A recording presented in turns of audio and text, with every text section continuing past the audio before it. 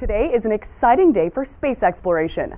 China successfully launched 3 astronauts into orbit for the country's 5th and longest crewed mission since 2003.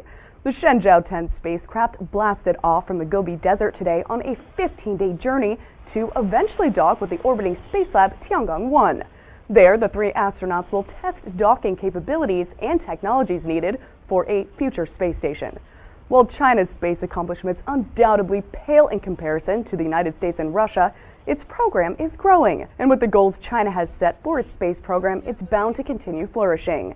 China has spent the last 5 decades expanding the program with a few key milestones, including launching a man and woman into space, performing a spacewalk, and completing a manned docking mission. Recently, China announced plans to send an unmanned rocket to the moon in 2013. The hope is to eventually put a man on the moon, a feat only achieved by the United States in the late 60s and early 70s. China's progress in space mirrors the country's growing financial and military strength, leaving some in the West concerned, especially considering that in some ways it has replaced the United States as a space superpower.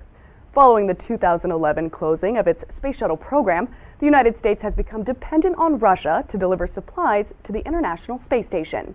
This leaves Russia and China as the only 2 countries capable of independently sending humans into space. Not counting the competition from companies like Boeing, Virgin Galactic, and SpaceX fighting to develop private sector spacecrafts.